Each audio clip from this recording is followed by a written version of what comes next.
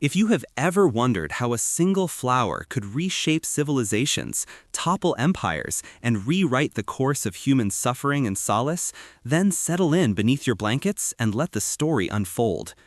Tonight, we trace the winding path of the opium poppy, from its humble origins in ancient Mesopotamian fields to the crisis that grips nations in our modern age. This is not merely a tale of medicine or vice, but rather a chronicle of humanity itself, our eternal search for relief from pain, our capacity for both healing and destruction, and the delicate line we walk between wisdom and folly. If you find comfort in these long nocturnal journeys through history, consider staying with us for more tales that drift through the shadows of the past. Now dim the lights, let the world outside fade to a gentle murmur, and allow yourself to be carried back through 5,000 years of human experience. Imagine yourself standing in the cradle of civilization, somewhere between the Tigris and Euphrates rivers, where the sun beats down upon fields of barley and the air shimmers with desert heat.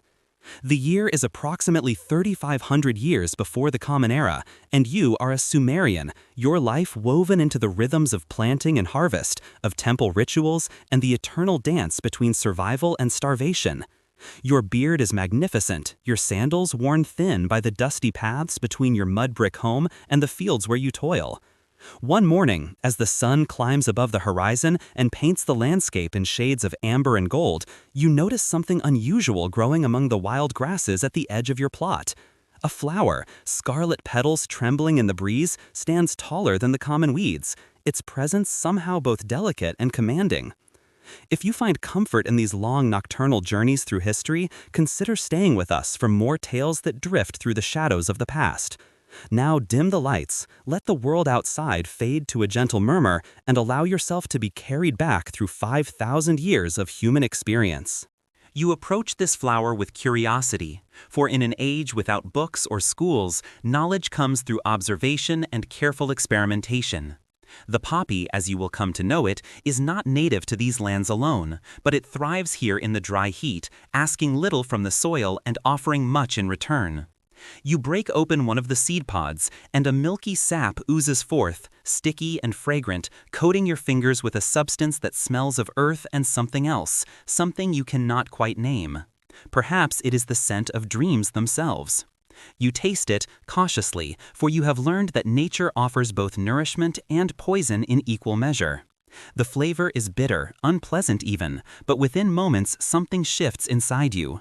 The ache in your lower back, the constant companion of your laboring days, seems to retreat into the distance. The hunger that gnaws at your belly becomes somehow less urgent. The crying of your neighbor's infant, which has pierced the air for 3 days without cease, now sounds almost musical, a distant lullaby rather than a torment. The Sumerians, your people, give this plant a name that will echo through the millennia. They call it hul-gil, which translates to the joy plant, and rarely has a name been more fitting or more ominous. In the temples where priests commune with gods whose moods are as changeable as the weather, the poppy begins to occupy a place of honor. It is grown in sacred gardens alongside the grain that sustains the body, for the priests recognize that sustenance comes in many forms. Clay tablets, those earliest attempts to capture human thought and preserve it beyond the limits of memory, begin to record the uses of this remarkable plant. Remedies for sleeplessness, for the deep sadness that sometimes descends upon the soul without warning, for the pains of the body that make each day a trial. The scribes press their wedge-shaped marks into wet clay, and in doing so they create the first prescriptions, the first medical records of humanity's dance with the poppy. But knowledge, like the wind, does not respect borders or remain confined to a single place. The merchants who travel the rivers, carrying goods from city to city, from kingdom to kingdom, these early traders become the vectors of transmission for this botanical secret. Picture them, these bearded men with weathered faces and sharp eyes, loading their reed boats with jars of grain, bolts of woven cloth, and tucked discreetly among the cargo, small packets of dried poppy sap. They sail northward toward Anatolia, westward toward the Mediterranean coast, and everywhere they stop, they speak in hushed tones of this miracle substance from the south. Try this, they say, and funerals become bearable. Try this, and the grief that threatens to swallow you whole becomes something you can carry. Within a handful of generations, the poppy has spread across the known world like a whispered secret that everyone wants to hear. In Egypt, where the pharaohs rule from golden thrones and the dead are prepared for eternity with more care than the living, opium finds a new home. The Egyptians, never a people to do things by half measures, do not simply use the poppy as the Sumerians did. They refine it, ritualize it, and transform it into something that fits their cosmology of death and rebirth. Try this, they say, and funerals become bearable. Try this, and the grief that threatens to swallow you whole becomes something you can carry. Within a handful of generations, the poppy has spread across the known world like a whispered secret that everyone wants to hear. In Egypt, where the pharaohs rule from golden thrones and the dead are prepared for eternity with more care than the living, opium finds a new home. The Egyptians, never a people to do things by half measures, do not simply use the poppy as the Sumerians did. They refine it, ritualize it, and transform it into something that fits their cosmology of death and rebirth. They mix the sap with wine, creating elixirs that ease the pain of the dying and accompany the dead into their tombs, provisions for a journey beyond the reach of mortal understanding. The goddess Hathor, patroness of joy and music and intoxication, becomes associated with these preparations, and suddenly opium is not merely medicine but something touched by the divine. In the great houses of Thebes and Memphis, physicians with shaved heads and linen kilts begin to experiment with dosages and delivery methods. They record their findings on papyrus scrolls, noting which combinations work for which ailments, which strengths are appropriate for children and which for adults, though their understanding of safety is, by modern standards, terrifyingly optimistic. A typical entry might read, Day 4, patient continues to experience relief from back pain, though he now believes himself to be a crocodile and has attempted to live in the reflecting pool. Adjustment of dosage recommended. These early medical texts, part science and part hopeful guessing, establish protocols that will influence healing practices for thousands of years to come. The Assyrians, those fierce warriors who carve their victories into stone and brook no weakness, adopt opium with enthusiasm that borders on recklessness. They use it not only as a painkiller, but as a cure for hangovers, that universal human affliction that transcends culture and epoch. After nights of feasting and drinking beer that is more nutrition than intoxication, the Assyrian nobles wake to pounding heads and queasy stomachs, and they reach for the poppy, mixing it into morning tonics that allow them to face the day with something approaching dignity. The line between medicine and habit begins to blur, though no one has yet coined a word for addiction, and the concept remains as hazy as the smoke from oil lamps. By the time the Greeks enter this narrative, opium has become so widespread that it appears in their mythology and their medicine with equal prominence. Hippocrates, that towering figure who is often called the father of medicine, though he would likely be baffled and appalled by much of what modern medicine has become, includes opium in his pharmacopoeia. He prescribes it for ailments of the stomach, for melancholy, for the existential dread that comes from spending too much time thinking about death, which in ancient Greece is practically a national pastime. The Greeks, ever philosophers, contemplate the nature of the relief that opium brings. Is it true healing, they wonder, or merely the masking of symptoms? Is the peace it brings genuine or illusory? These questions, asked 25 centuries ago, remain unanswered today. In the symposiums, where Greek men recline on couches and debate the nature of reality while getting progressively more intoxicated, opium sometimes makes an appearance, mixed into the wine that fuels these philosophical marathons. The combination of alcohol and opium creates a state of consciousness that the participants describe as touched by the gods, a feeling of profound insight and connection that, in the clear light of morning, often proves to have been mostly nonsense. But in the moment, lying beneath painted ceilings and surrounded by the murmur of conversation, the partakers feel that they have glimpsed something true and beautiful beyond the veil of ordinary perception. It is perhaps the first recorded instance of humans using opiates not out of medical necessity, but in search of transcendence, a pattern that will repeat throughout history with varying degrees of success and catastrophe. Then come the Romans, and if the Greeks approached opium with philosophical curiosity, the Romans embrace it with their characteristic combination of engineering precision and complete lack of moderation. By the 1st century before the Common Era, Rome has grown from a collection of hills beside the Tiber into an empire that spans 3 continents. And with that growth comes both the wealth to indulge in exotic luxuries and the stress of managing an unwieldy colossus of conquest and bureaucracy. Opium, now called meconium in Latin, becomes as common in Roman households as olive oil or garum, that fermented fish sauce that Romans put on everything despite its smell suggesting that something has died and been forgotten in a jar. Roman physicians, most notably Galen, who serves as doctor to emperors and gladiators alike, write extensively about opium and its applications. Galen's medical texts, which will be considered authoritative for more than 1,000 years, include detailed instructions for using opium to treat headaches, insomnia, grief, dysentery, and what he describes as excessive emotional sensitivity, which seems to mean any feeling at all. His advice, use sparingly, is immediately ignored by almost everyone who reads it. Romans being Romans, they interpret medical guidelines as suggestions rather than rules, and soon opium is being added to bathwater, mixed into face creams, and incorporated into the kind of elaborate dinner parties where peacock tongues are served on silver platters and senators compete to see who can recline most languidly while discussing the finer points of Stoic philosophy. The Roman pharmacies, which line the forums of every major city, stock opium in various forms. There are powders to be mixed with wine, sticky black cakes to be dissolved in water, and ointments for rubbing into sore muscles or aching joints. The vendors, many of whom learned their trade through apprenticeship rather than formal education, dispense these substances with a casual confidence that would horrify modern pharmacists. A customer might walk in complaining of a stubbed toe and walk out with enough opium to tranquilize a war elephant, along with cheerful instructions to take it thrice daily until the moon is full or the toe stops throbbing, whichever comes first. Of course, not everyone in Rome is enthusiastic about this widespread embrace of opium. The Stoics, those philosophers who believe that virtue consists in accepting whatever fate brings without complaint or emotional excess, view reliance on external substances for inner peace as a kind of weakness.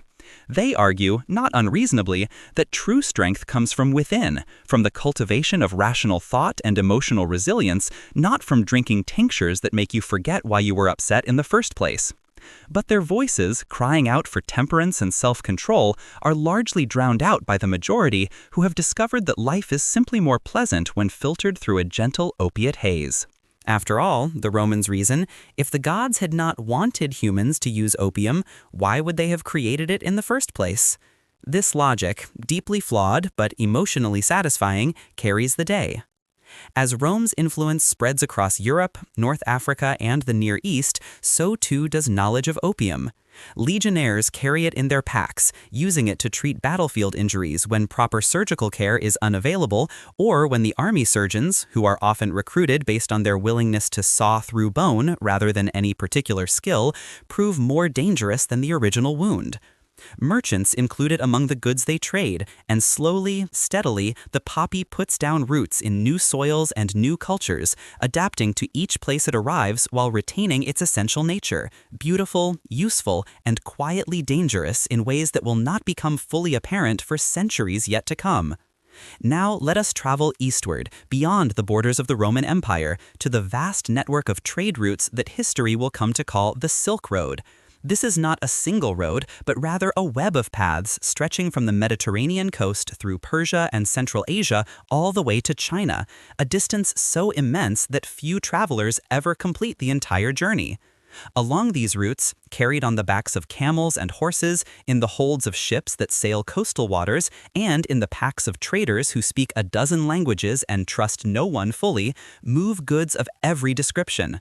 Silk from China, glassware from Syria, spices from India, and tucked among these more celebrated commodities, often unlisted on official manifests and undeclared to customs officials, opium. You are one of these merchants, let us say. A man of middle years with a sunburned face and a talent for negotiation that has kept you alive and reasonably prosperous despite the dangers inherent in your profession. Bandits haunt the mountain passes, demanding tribute or taking it by force. Officials at every border post expect bribes, the amount varying based on their assessment of your wealth and your willingness to argue.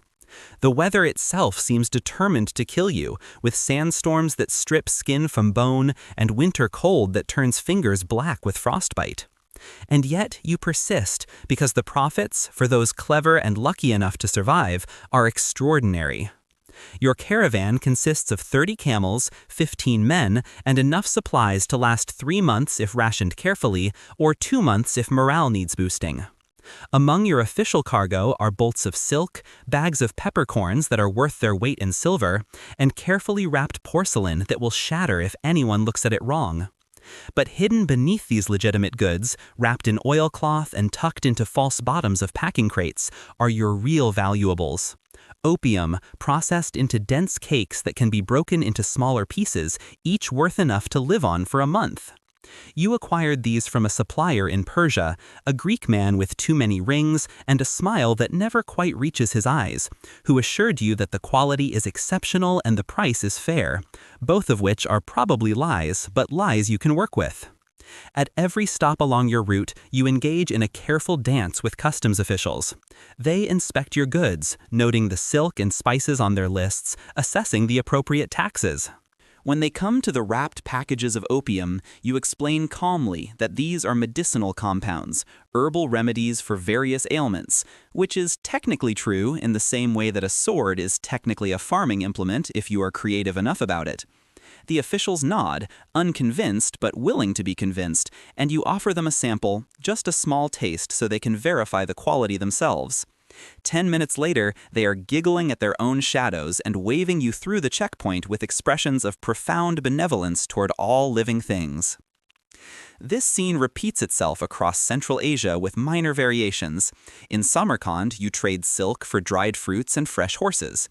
In Bukhara, you spend 3 days in a caravanserai, one of those fortified inns that dot the trade routes, waiting out a sandstorm and listening to other merchants tell lies about their profits.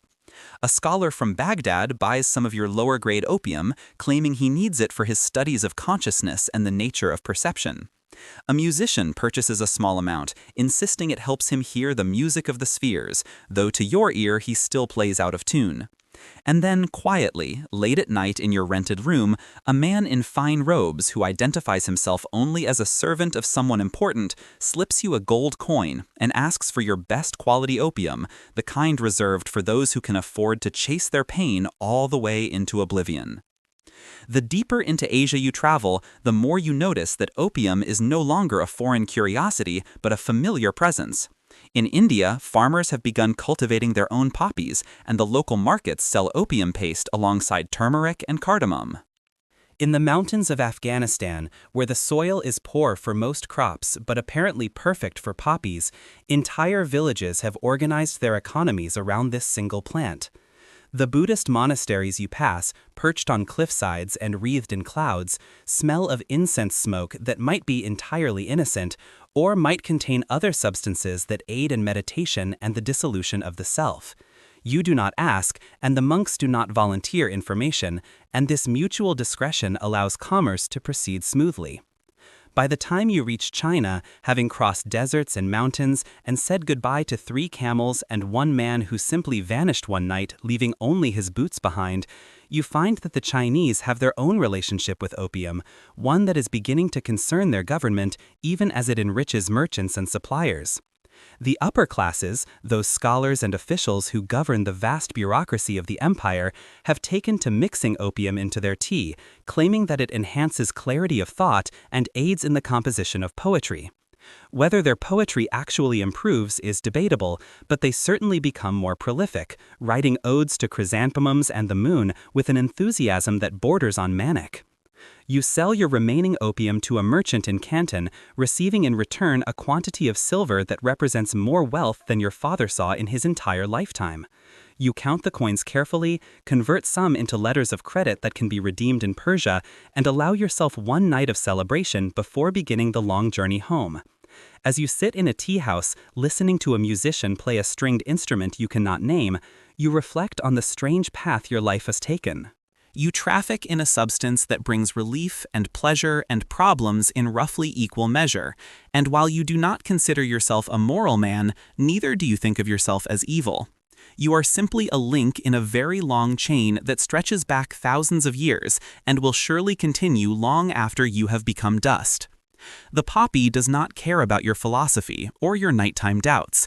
It simply grows, blooms, and produces its precious sap, and humanity, ever resourceful and ever foolish, finds endless uses for it. Now let us shift our view to the Islamic world during its Golden Age, that remarkable period from roughly the 8th to the 13th centuries, when the cities of Baghdad, Damascus, and Cordoba became the intellectual centers of the world. Here, while Europe languishes in what future generations will call the Dark Ages, scholars preserve and expand upon the knowledge of the ancients. They translate Greek and Roman texts into Arabic, add their own observations and discoveries, and create a synthesis of learning that encompasses mathematics, astronomy, medicine, and philosophy. And in this flowering of human knowledge, opium occupies an important but carefully considered place. You are a court physician in Baghdad during the reign of the Abbasid caliphs, a position that requires not only medical knowledge but also political acumen, for the line between healer and scapegoat can be dangerously thin. Your medical training included years of study under established masters, memorizing texts, observing treatments, and gradually being allowed to treat patients under supervision. You have learned to set bones, to diagnose fevers based on the color and consistency of urine, to prepare compounds from hundreds of different plants and minerals. And among your most valuable tools is opium, which you keep in a locked cabinet alongside other powerful and potentially dangerous substances. The Islamic approach to opium reflects the broader philosophical and religious context of the culture.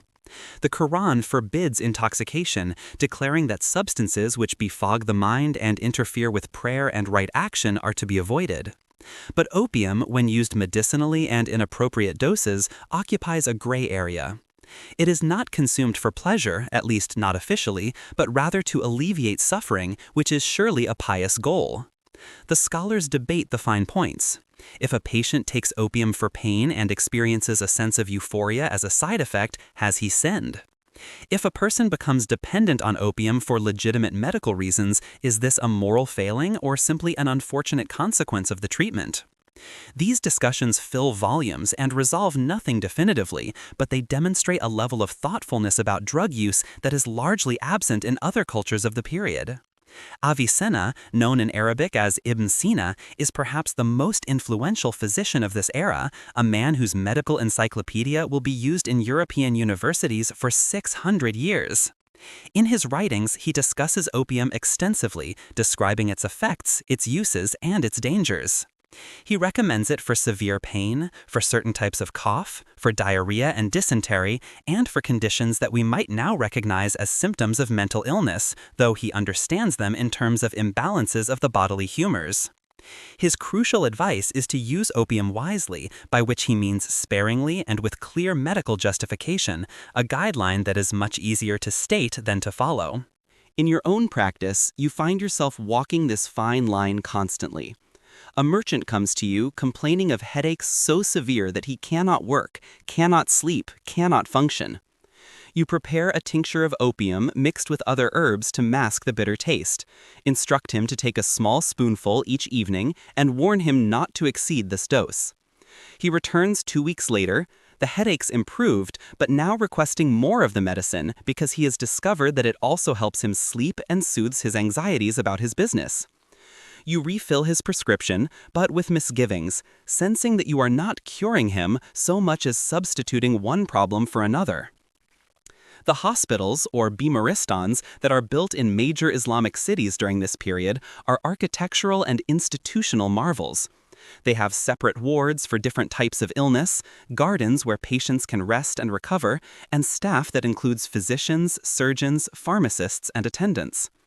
In the wing devoted to those suffering from mental disturbances, opium is used to calm patients who might otherwise harm themselves or others.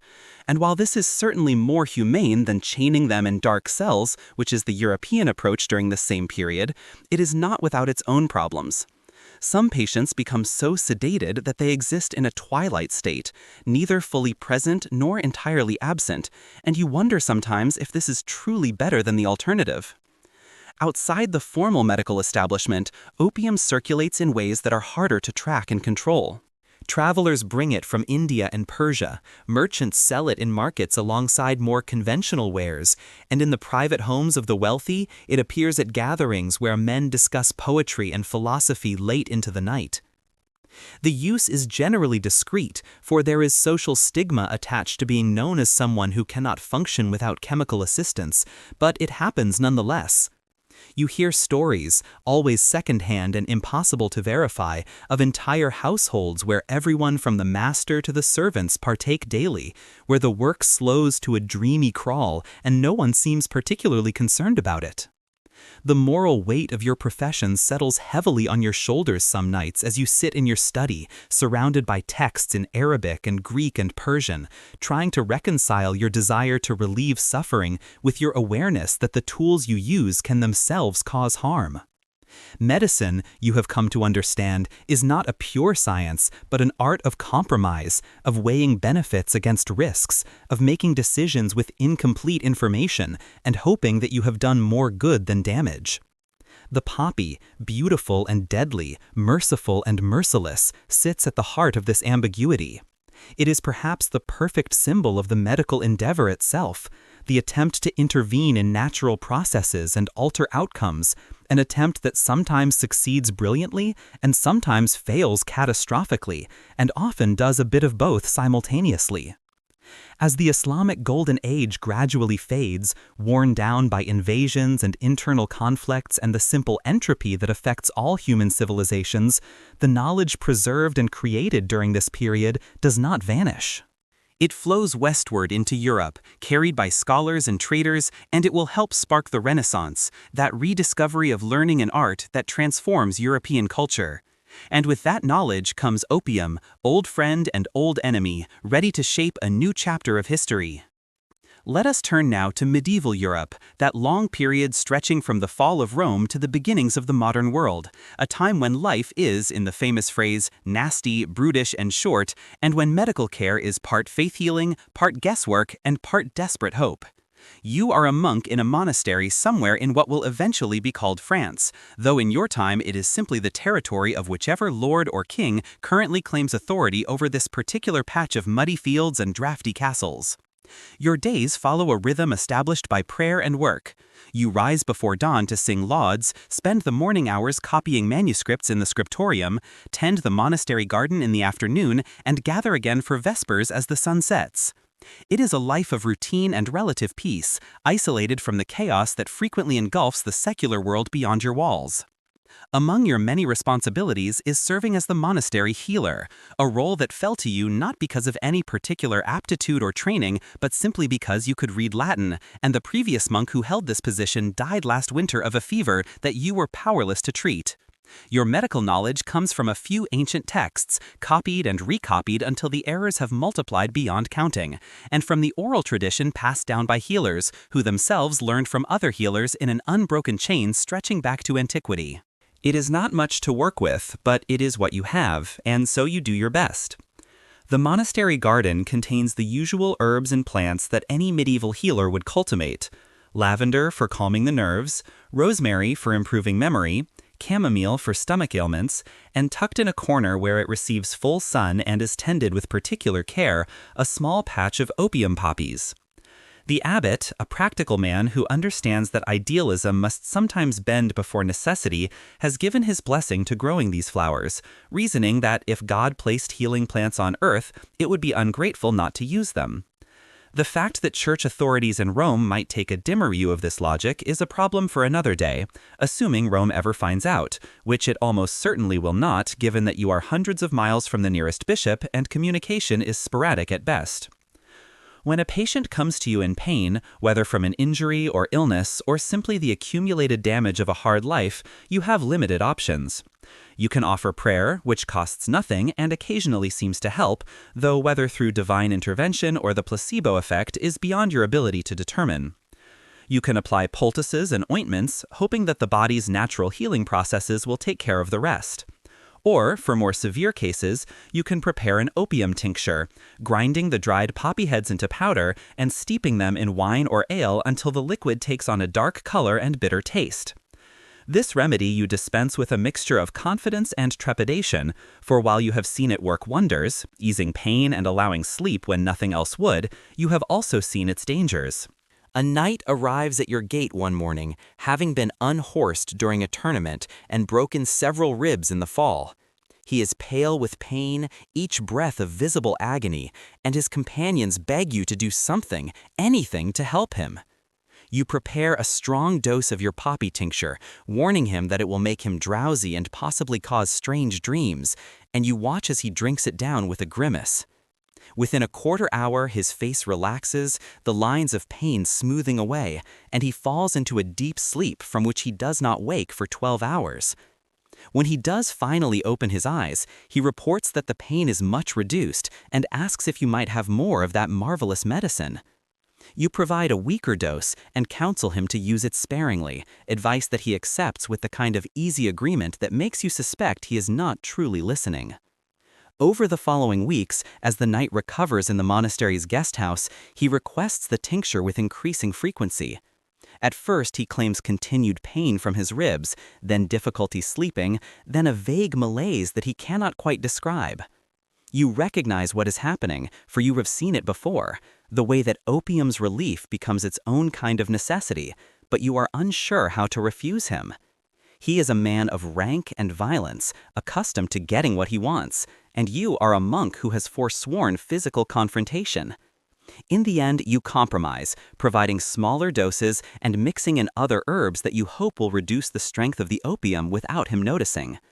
Whether this strategy works or merely delays the inevitable, you cannot say.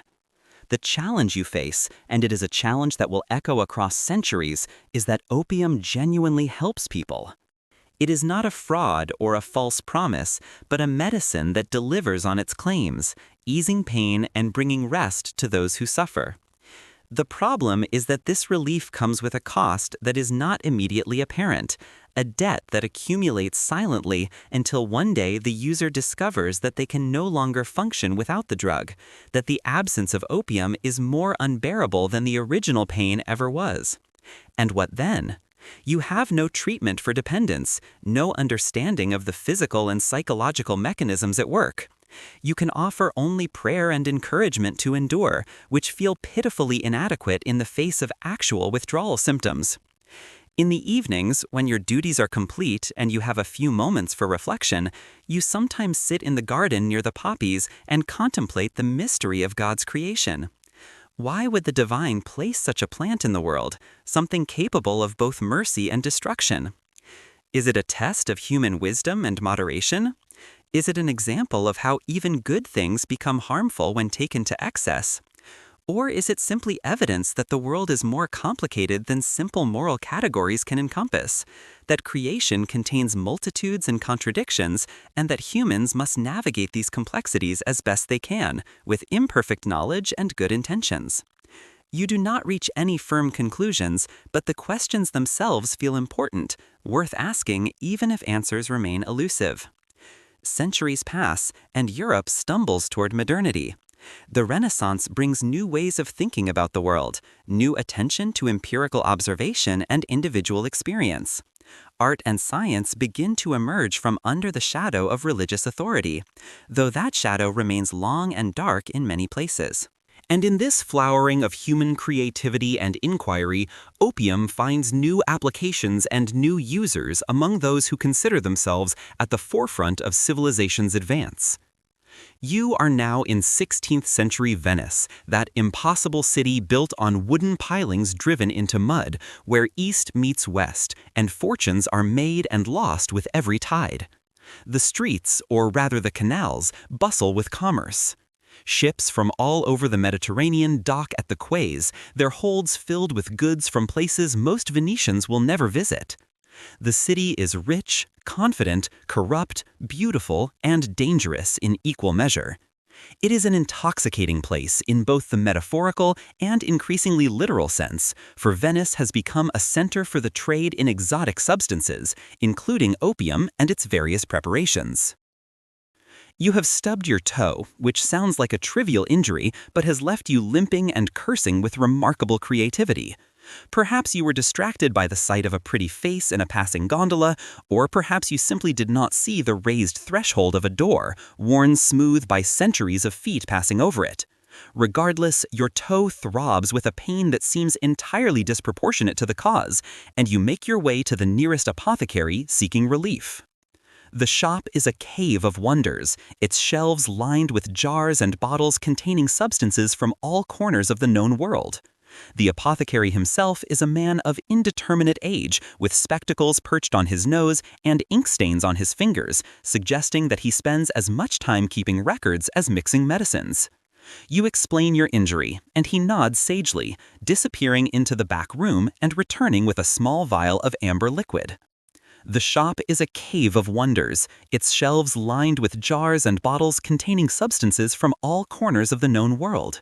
The apothecary himself is a man of indeterminate age, with spectacles perched on his nose and ink stains on his fingers, suggesting that he spends as much time keeping records as mixing medicines. You explain your injury, and he nods sagely, disappearing into the back room and returning with a small vial of amber liquid. This, he explains, is laudanum, a preparation invented by the great physician Paracelsus, consisting of opium dissolved in wine or brandy, along with various herbs and spices to improve the flavor and, supposedly, the effectiveness. He instructs you to take a small sip, no more than a teaspoonful, and assures you that your pain will soon vanish. You pay his fee, which is steep but not unreasonable given that you are in considerable discomfort, and you take your medicine right there in the shop, eager for relief. The taste is complex, bitter and sweet and burning all at once, and it leaves a warmth in your chest as it descends. At first, nothing happens, and you wonder if you have been cheated, but then gradually you notice that the throbbing in your toe is receding, being replaced by a gentle warmth that seems to spread through your entire body. The pain does not disappear entirely, but it becomes distant, something happening to someone else, and you feel a loosening of tension that you had not even realized you were carrying. Your shoulders drop, your jaw unclenches, and the world suddenly seems a more benign place than it did moments ago. You leave the apothecary feeling remarkably good, all things considered, and you find yourself unusually chatty with strangers, explaining your philosophy of life to a confused gondolier and complimenting a market vendor on the profound beauty of her cabbages. By the time you reach home, you are convinced that you have discovered something remarkable, a medicine that not only addresses physical pain, but also improves one's entire outlook on life.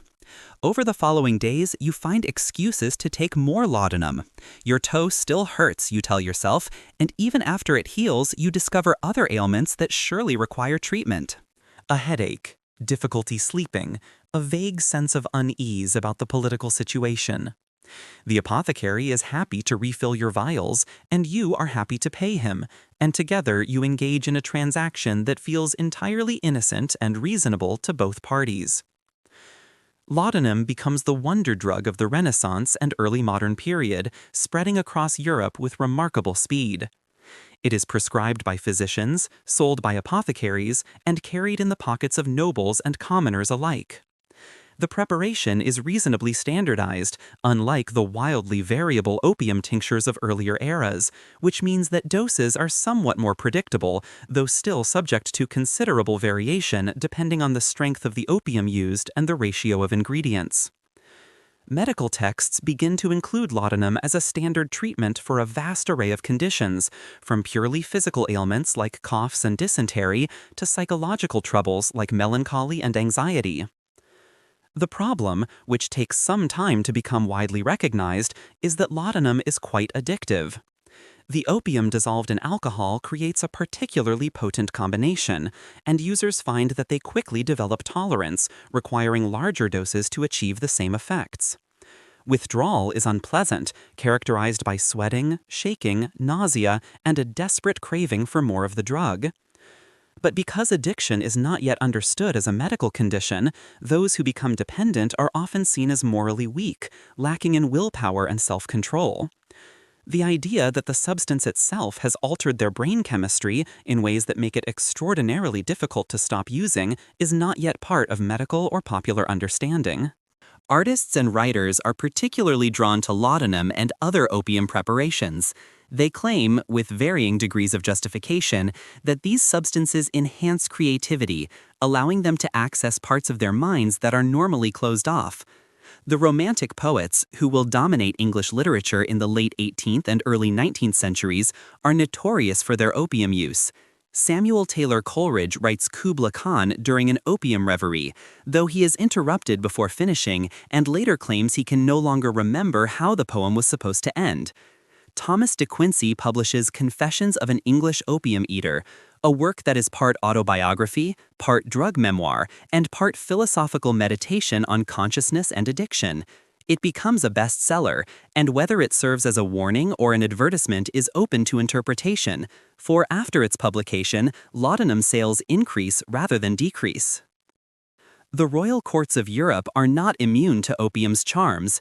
It is rumored, though rarely confirmed, that various monarchs and nobles use opium preparations, either for legitimate medical reasons or simply because they find it makes the tedium of state functions more bearable.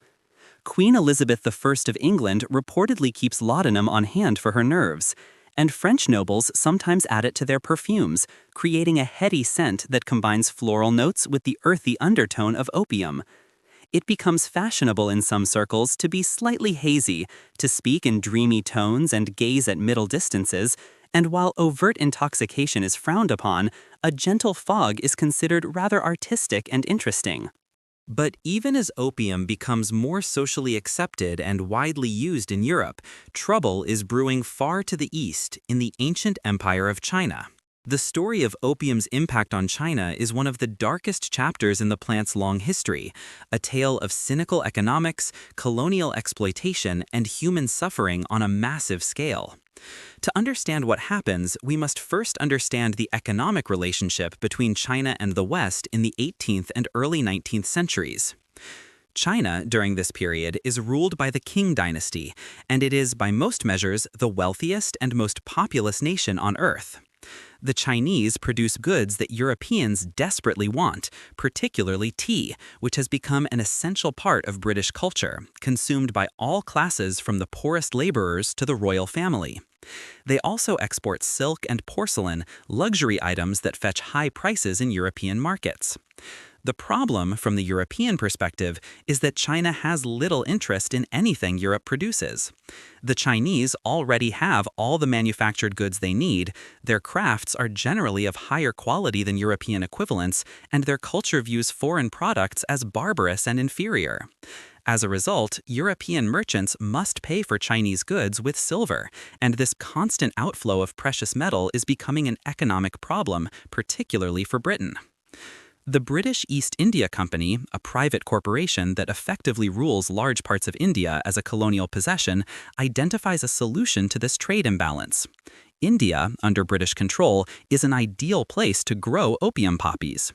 The climate is suitable, the labor is cheap and essentially coerced, and the company has the power to force farmers to grow poppies instead of food crops. The opium thus produced is shipped to China and sold, often through smugglers and corrupt officials, since the Chinese government has banned opium imports. And the silver paid by Chinese buyers is then used to purchase tea and other goods. It is a triangular trade route that benefits British merchants enormously while creating addiction and social chaos in China. Over the past several years, you have noticed disturbing changes in your jurisdiction. Opium use, which was once confined to a small number of the very wealthy who could afford to import it for medicinal use, has spread dramatically. Opium dens have opened in the cities, establishments where men, and increasingly women, lie on wooden platforms, smoking opium through long pipes and drifting in narcotic dreams. Productivity has declined as workers spend less time at their jobs and more time chasing the next dose of smoke. Tax revenues have fallen because money that would have been spent on goods and services is now spent on opium. Even some of your own staff, you suspect, are users, which would explain their increasing lethargy and unreliability. You send reports to the imperial court describing the situation and recommending action. The emperor, who has heard similar reports from officials across the country, issues an edict banning opium importation and use. The penalty for trafficking in opium is to be death, and officials are ordered to confiscate and destroy any opium they find. You implement these orders enthusiastically, organizing public burnings of seized opium and arresting dealers. For a brief moment, you feel that the problem is being addressed, that the tide of addiction can be reversed through firm action. But the British merchants have no intention of giving up such a lucrative trade. They work with corrupt Chinese officials, bribing them to look the other way. And they operate through a network of Chinese smugglers who take the risks while the foreigners remain safely offshore. The flow of opium into China not only continues but increases, and you realize with growing horror that you are fighting a losing battle. For every shipment you intercept, 5 more get through. For every dealer you arrest, 10 more take his place. The sheer scale of the problem is overwhelming, and you begin to suspect that powerful forces are working against you, forces with more resources and fewer scruples than you possess. In desperation, the emperor appoints a special commissioner, Lin Zexu, and gives him extraordinary powers to solve the opium crisis. Commissioner Lin is incorruptible, energetic, and absolutely committed to ending the opium trade. He travels to Canton, the main port of entry for foreign merchants, and he demands that all foreign traders surrender their opium stocks. When they refuse, he essentially holds them hostage, surrounding the foreign quarter with troops and cutting off food supplies until they comply. Eventually, the British merchants hand over more than 20,000 chests of opium, each chest containing about 60 kilograms, a staggering quantity worth millions of pounds. Commissioner Lin has all of it destroyed, mixed with lime and salt and flushed into the sea in what is perhaps the most expensive drug bust in history. The British government's response is to declare war. They claim that China has violated the principles of free trade and has unjustly confiscated British property, conveniently ignoring the fact that the opium trade was illegal under Chinese law and that the substance being traded was causing enormous harm to Chinese society. British warships steam up the Chinese coast, bombarding forts and occupying ports, and the Qing forces, which have not fought a major war in generations and whose military technology is decades behind European standards, are quickly defeated.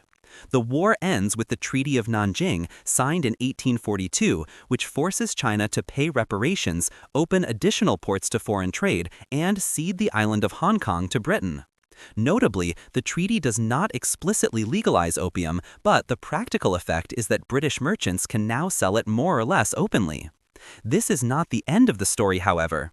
The problem of opium addiction continues to worsen, and when Chinese authorities make further attempts to restrict the trade, Britain and France launch a second opium war in 1856. This conflict is even more one-sided than the first, and it ends with the sack of the Summer Palace in Beijing, one of the most beautiful architectural complexes in China, which is looted and burned by British and French troops.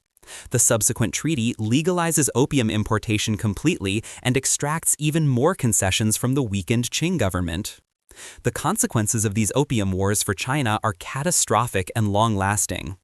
By the late 19th century, tens of millions of Chinese are addicted to opium, and the drug has penetrated all levels of society, from the poorest laborers to wealthy merchants to government officials.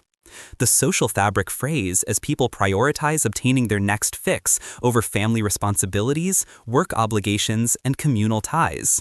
The economic drain is enormous, with vast quantities of silver flowing out of China to pay for imported opium, even as domestic opium cultivation increases to meet demand.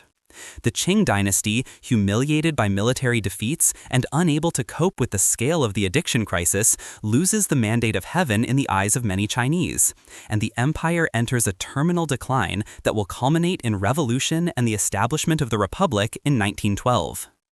As you sit in your office, now an old man near the end of your career, you look back on decades of trying to stem the tide of opium and you feel a profound sense of failure.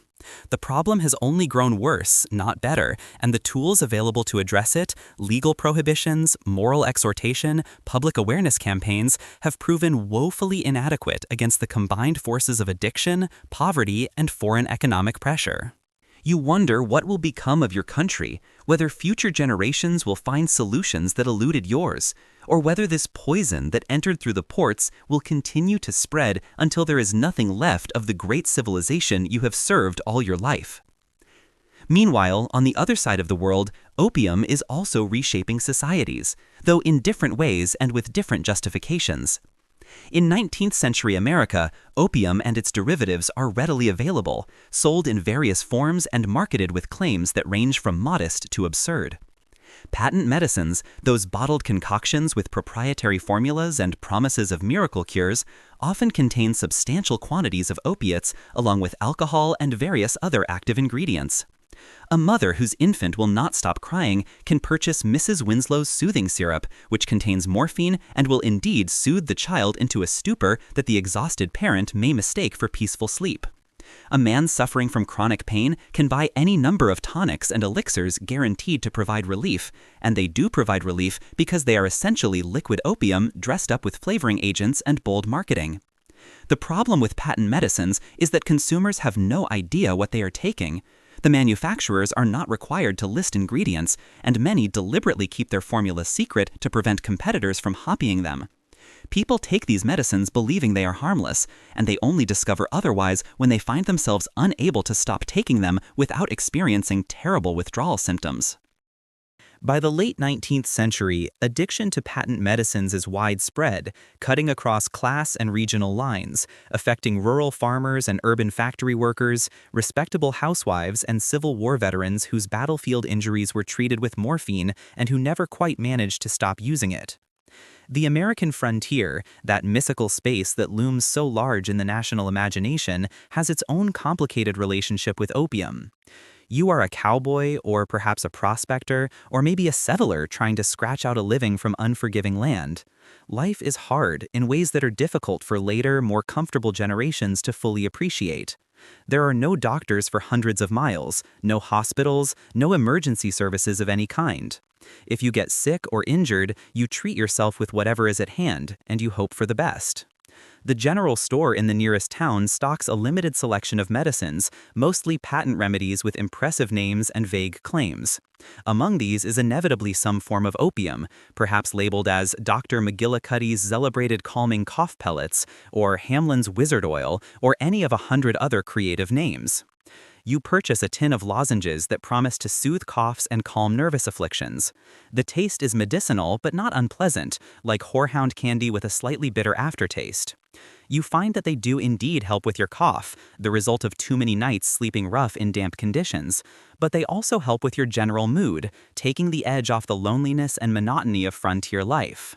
You begin taking them more regularly, one with breakfast to face the day, another at lunch when the heat and the flies become oppressive, a third before bed to quiet the thoughts that otherwise keep you awake. You do not think of yourself as addicted, a word that in any case has not yet entered common usage in the sense we understand it today. You are simply using medicine as directed, or perhaps slightly more than directed, but surely there is no harm in that. The mining camps and boomtowns that spring up wherever gold or silver is discovered are rife with opium use.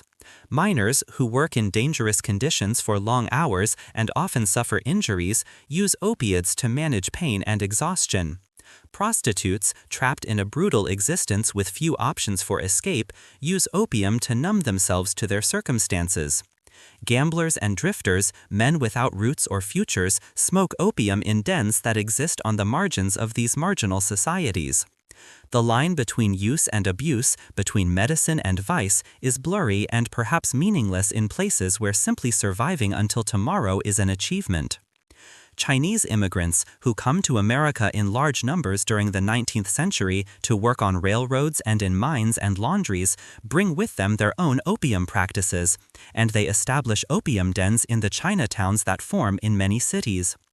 These dens become objects of fascination and moral panic for white Americans who view them as sites of depravity and corruption, conveniently ignoring the fact that white Americans are consuming vast quantities of opiates in their own preferred forms. The association of opium with Chinese immigrants contributes to racist policies and attitudes, and some of the first drug control laws in the United States are explicitly aimed at Chinese opium smoking while ignoring the opiate content of patent medicines marketed to white consumers. By the beginning of the 20th century, a reform movement has begun to gain momentum. Journalists, doctors, religious leaders, and social reformers are calling attention to the problem of opiate addiction and demanding government action. Upton Sinclair's novel The Jungle, while primarily focused on the meatpacking industry, also touches on patent medicine fraud. Samuel Hopkins Adams publishes a series of articles titled The Great American Fraud, exposing the dangers of patent medicines and the false claims made by their manufacturers. The American Medical Association, which is working to establish medicine as a regulated profession with clear standards and ethics, supports efforts to control opiate distribution and use. In 1906, Congress passes the Pure Food and Drug Act, which requires medicines sold in interstate commerce to list their ingredients on the label. This is a revolutionary change, for it means that consumers can now see exactly what they are taking, and many are shocked to discover that their favorite tonic or soothing syrup contains substantial amounts of opium or morphine or cocaine, another plant-derived drug that has been widely used and is beginning to cause similar problems. Sales of many patent medicines drop precipitously once their contents are revealed, suggesting that consumers were not seeking intoxication but genuinely believed they were taking harmless herbal remedies. But labeling requirements alone do not solve the problem of addiction.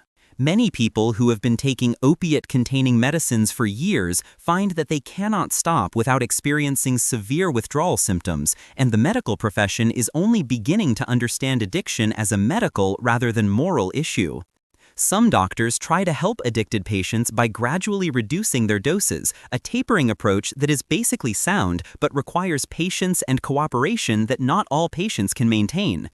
Others prescribe substitutes, sometimes switching patients from morphine to heroin, which, in a stunning display of misguided optimism, is initially marketed as a non-addictive alternative to morphine. This does not work out well, as heroin proves to be even more addictive than the drugs it was meant to replace. The story of heroin is worth examining in more detail, for it illustrates how scientific progress and commercial ambition can combine to create disasters despite the best intentions. In 1874, a chemist working at a hospital in London synthesizes diacetyl morphine, a derivative of morphine created by adding two acetyl groups to the morphine molecule. This new compound is more potent than morphine and appears to work more quickly, but the chemist does not pursue the discovery further. 24 years later, a German pharmaceutical company called Bayer, the same company that has recently developed aspirin, begins producing and marketing diacetyl morphine under the trade name heroin. They promote it as a treatment for coughs, colds, and morphine addiction, claiming that it is safer and non-addictive. This claim is based on limited testing and a fundamental misunderstanding of how opiates affect the brain and body.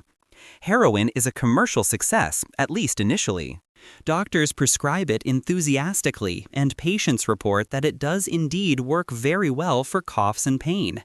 What becomes apparent only gradually is that heroin is extraordinarily addictive, more so than morphine, and that users develop tolerance and dependence with frightening speed. By the time Bayer realizes the magnitude of the problem, heroin has spread widely, and a new wave of addiction is underway. The company quietly stops marketing heroin in the early years of the 20th century, but the damage is done.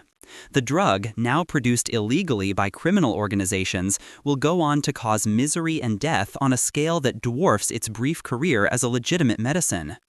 The early 20th century sees the first serious international efforts to control opiate production and distribution.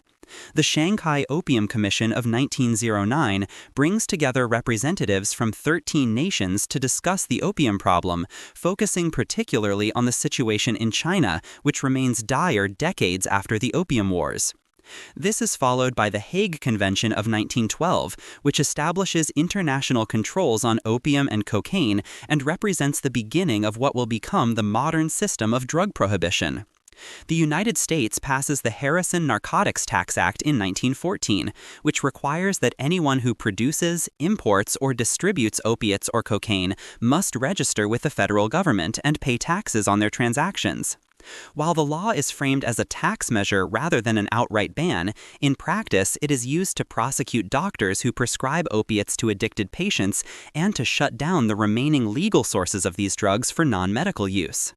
The shift from a system in which opiates were freely available to one in which they were tightly controlled and eventually largely banned happens over the course of about 3 decades, from the 1890s to the 1920s.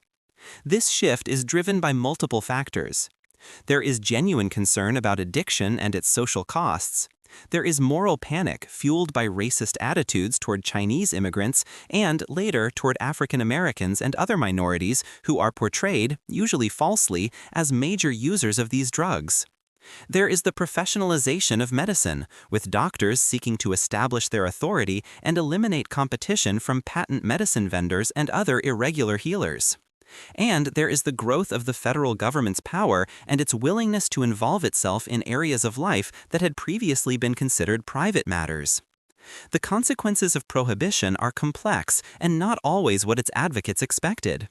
Making opiates illegal does reduce use among some segments of the population, particularly the middle class and respectable working class who are unwilling to break the law or associate with criminal elements. But it does not eliminate demand, and where there is demand and a commodity is illegal, criminal organizations move in to meet that demand. A black market in opiates develops, with heroin emerging as the drug of choice because it is potent, portable, and profitable. The price rises dramatically compared to what the same drugs cost when they were legal, and users often turn to crime to support their habits. Addiction, rather than being treated as a medical problem, is increasingly treated as a criminal matter, with users arrested and incarcerated rather than offered treatment. Now we must return to the international stage and examine how opium shaped geopolitics in the 20th century, particularly in Asia. The story of the Golden Triangle, that region where the borders of Laos, Burma, and Thailand meet, illustrates how drug production can become intertwined with war, politics, and the Cold War struggle between superpowers. You are a CIA officer operating in Laos during the 1960s, a period when the United States is deeply involved in the Vietnam War and is conducting a secret war in neighboring Laos to prevent communist forces from using that country as a supply route. Your job is to work with local forces, primarily Hmong tribesmen who are strongly anti-communist and willing to fight against the Pathet Lao communist insurgency, but who lack resources and need American support.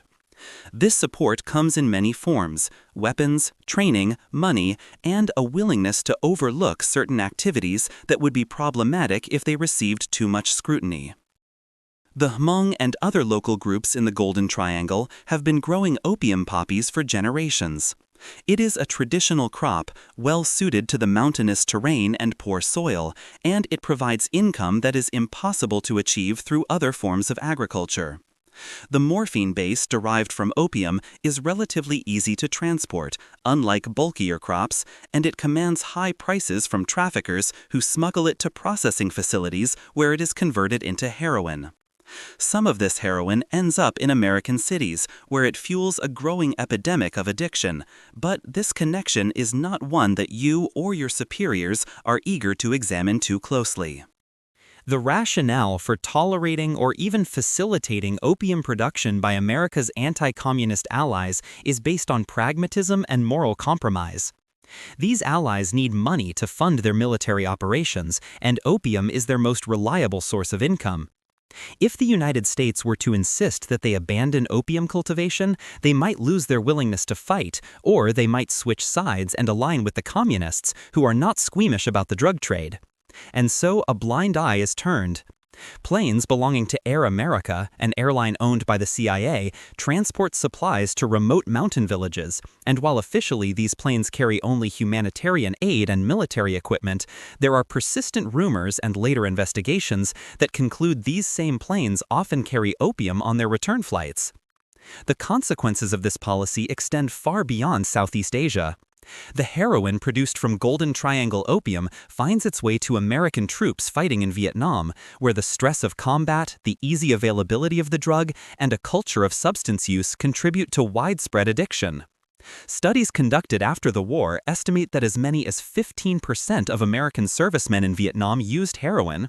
And while most of these men stop using after returning home, a significant minority continue, contributing to a domestic heroin epidemic that will plague American cities for decades. The irony is bitter. America fights a war ostensibly to defend freedom and democracy, and in the process, it enables a drug trade that will cause tremendous suffering to its own citizens. The Golden Triangle remains a major opium-producing region through the end of the 20th century, though its dominance will eventually be challenged by Afghanistan, which emerges as the world's leading opium producer in the 1990s and continues to hold that position into the 21st century. But before we turn to that final chapter of our story, we must examine what was happening in the developed world during the late 20th century, particularly the pharmaceutical industry's development of new synthetic and semi-synthetic opioids and the terrible epidemic that would result. The story of the opioid crisis that begins in the 1990s and continues to devastate communities today is in many ways a story of déjà vu, of lessons not learned from history, of overconfidence in medical science, and of the dangers that arise when profit motives override concerns about patient welfare. You are living in the United States in the mid-1990s. Your life is reasonably comfortable, your problems are manageable, and you have no reason to think that a visit to the doctor for chronic back pain is about to set you on a path that will consume your life. The doctor, a well-meaning professional who has been trained to take pain seriously and to treat it aggressively, prescribes a medication called OxyContin. This is a time-release formulation of oxycodone, an opioid pain medication that has been around since 1916, but which has been reformulated by Purdue Pharma into a pill that is supposed to provide 12 hours of steady pain relief. The company has mounted an aggressive marketing campaign, sending sales representatives to doctors' offices across the country, hosting conferences at luxury resorts where physicians are wined and dined and educated about pain management, and distributing literature that emphasizes the safety of opioid medications when used as prescribed for legitimate medical purposes. The key claim that Purdue makes, and which its sales force repeats countless times to doctors, is that OxyContin has a low potential for addiction because the time-release formulation provides steady levels of the drug in the bloodstream rather than the peaks and valleys associated with immediate-release formulations. This claim is based on questionable evidence and represents a catastrophic misunderstanding or deliberate misrepresentation of addiction science. In reality, all opioids have significant addiction potential, and the time-release mechanism does nothing to reduce that risk. Moreover, users quickly discover that crushing the pills defeats the time-release mechanism and provides an intense high, making OxyContin attractive not only to pain patients but to those seeking euphoria. You take your prescription as directed, one pill every 12 hours, and you find that it does indeed help with your pain. For the first time in months, you can move without wincing, sleep without waking every time you shift position, and go about your daily activities without constantly being reminded of your injury. This relief is wonderful, genuinely life-changing, and you are grateful to your doctor for providing it. But over time, subtle changes occur. The pain relief that once lasted a full 12 hours seems to wear off sooner, after 10 hours or 8 hours or even less. You find yourself watching the clock, counting down the minutes until you can take your next dose. When you mention this to your doctor, he increases your dosage and the relief is restored, but only temporarily before the same pattern repeats. What you are experiencing is the development of tolerance, a normal physiological response to repeated opioid exposure, in which the body adapts to the presence of the drug and requires increasingly large doses to achieve the same effect. This process is well understood by pharmacologists, but somehow the information does not make it into the marketing materials that Purdue provides or the training that doctors receive. You are also developing physical dependence, which means that your body has adjusted to functioning with opioids in your system and will react badly if you suddenly stop taking them. If you miss a dose or try to cut back, you experience symptoms that include sweating, nausea, muscle aches, anxiety, and an overwhelming craving for the drug. These symptoms are not simply psychological weakness, as some people assume, but the result of real neurological changes caused by prolonged opioid exposure. Your doctor, faced with your escalating needs and perhaps not fully understanding the situation, continues to increase your dosage, and at some point you cross an invisible line from medical use to dependence to addiction. You begin taking pills more frequently than prescribed. You seek out additional doctors who will prescribe more medication, a practice known as doctor shopping. You run out of your prescription early and experience days of misery waiting for the refill. Your life begins to narrow, revolving increasingly around obtaining and taking the pills, and the things that once mattered to you, your relationships, your work, your hobbies, become secondary to the need for opioids. You are not alone. Across the United States, millions of people are following similar trajectories, prescribed opioids for legitimate pain, and finding themselves trapped in cycles of dependence and addiction. The consequences ripple through families and communities. Children grow up with addicted parents unable to provide consistent care. Workers lose jobs due to absenteeism or poor performance. Emergency rooms are overwhelmed with overdose cases. And deaths climb steadily, from a few thousand per year in the late 1990s to tens of thousands by the early 2000s. The turning point comes when the prescription supply is cut off, either because a doctor refuses to continue prescribing, or because new regulations limit how much can be prescribed, or because the patient's insurance company balks at covering such expensive medication. Faced with the unbearable symptoms of withdrawal and lacking access to medical treatment for addiction, many users turn to heroin, which provides similar effects at a fraction of the cost. The heroin available on the street is far more dangerous than pharmaceutical opioids. The dosage is unpredictable, it may be contaminated with other substances, and increasingly it is mixed with fentanyl, a synthetic opioid that is 50 to 100 times more potent than morphine, and which can cause overdose death with a dose measured in milligrams. The opioid crisis becomes a national emergency, claiming more American lives annually than car accidents or gun violence. The response is slow and inadequate, hampered by stigma, limited funding for treatment, and the sheer scale of the problem. Eventually, lawsuits are filed against Purdue Pharma and other pharmaceutical companies, and against the distributors who shipped billions of pills to small towns that could not possibly have legitimate need for such quantities. Evidence emerges that company executives knew about the addiction risks and the widespread abuse of their products, but chose to prioritize profits over public health.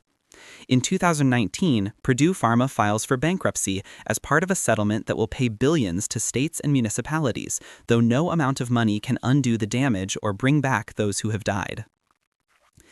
As we reach the end of this long journey through opium's history, we arrive at a present moment that in many ways resembles the past. Afghanistan, that nation which has suffered through decades of war, Soviet invasion, civil war, Taliban rule, American occupation, and Taliban rule again, is currently the source of approximately 85% of the world's illicit opium.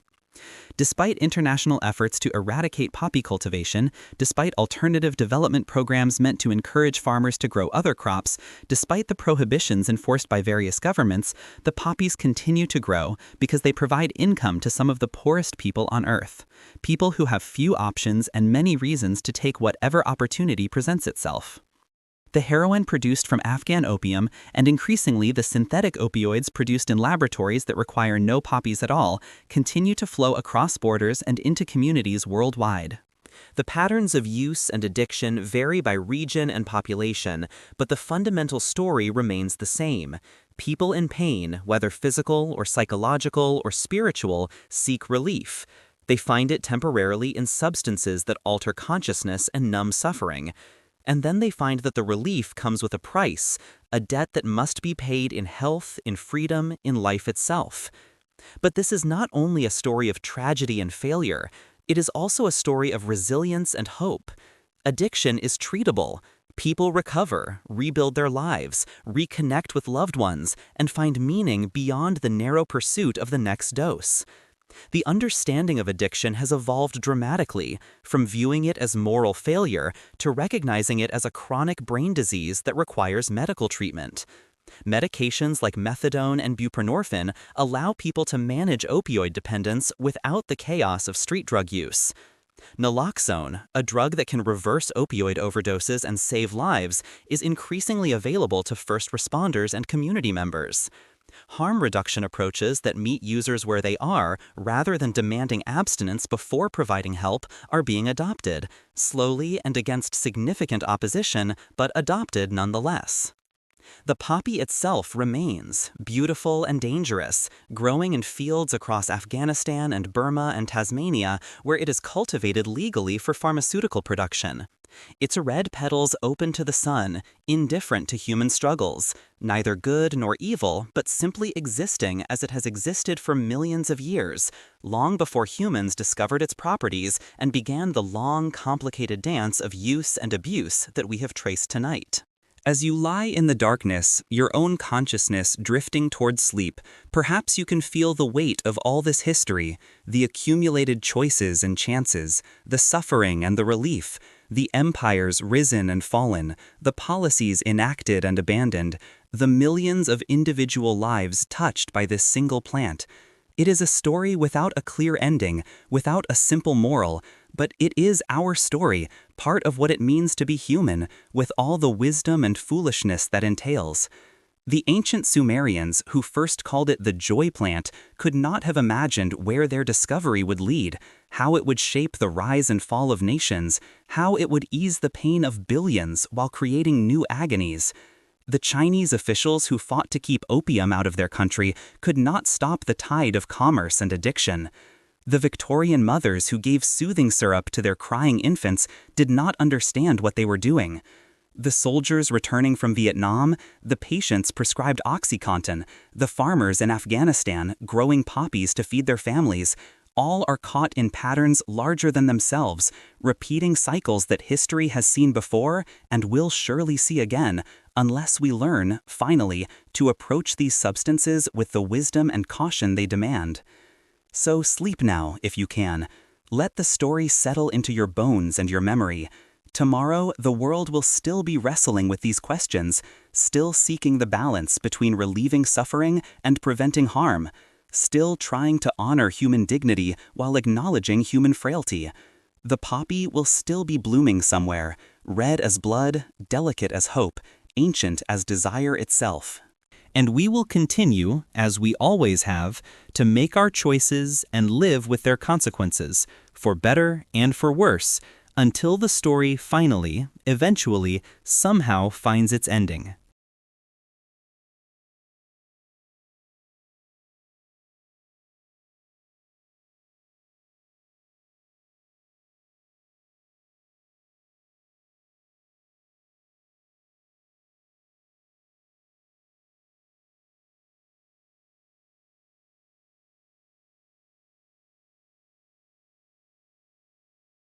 Tonight, we unwrap a peculiar chapter of American history, one that unfolds in the quiet hours when the world slows down and memory becomes sweeter than any confection.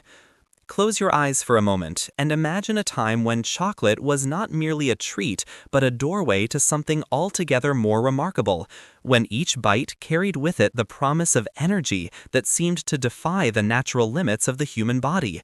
When mothers and fathers handed their children squares of brown sweetness and wondered, hours later, why bedtime had transformed into an impromptu circus of activity and ambition. We are traveling backward through the fog of decades to the early 1900s, to an America that stood on the threshold of modernity, where factories hummed their mechanical hymns and immigrants arrived with dreams folded carefully in their pockets, where the electric light was still new enough to inspire wonder, and the automobile remained an expensive curiosity reserved for the very wealthy. In this world, chocolate was beginning its remarkable journey from European luxury to American staple. And one company in particular, a modest enterprise in Pennsylvania bearing the name Hershey, was about to change the way an entire nation experienced dessert. If you find yourself drawn to these forgotten corners of history, to the strange and beautiful accidents that shaped the world we inhabit today, then settle deeper into your pillows and allow yourself to drift through this tale with us. For what begins as a simple story about chocolate will carry us through medicine and madness, through factory floors and family parlors, through government hearings and whispered legends that refuse to fade even now, more than a century later. The turn of the 20th century arrived with all the confidence of youth, bringing with it inventions that promised to remake human existence entirely. The Wright brothers would soon lift their fragile aircraft into the Carolina sky, and in laboratories across the nation, scientists were discovering that the natural world contained secrets far more potent than anyone had previously imagined. Plants that had sustained indigenous peoples for thousands of years were being examined, isolated, concentrated, and added to all manner of products, from wines that promised to cure melancholy to syrups that claimed to restore vitality to the exhausted masses laboring in mines and mills and endless rows of crops. Chocolate arrived into this atmosphere of boundless optimism and insufficient regulation, a substance that had once been reserved for the aristocratic of Europe but was now being democratized by American ingenuity and mass production. Milton Hershey, a man who had failed spectacularly at several business ventures before finding his calling in confectionery, understood something fundamental about the American appetite, that people desired not merely sustenance but transformation, that they longed for small miracles they could afford, that they wanted to believe in progress they could taste.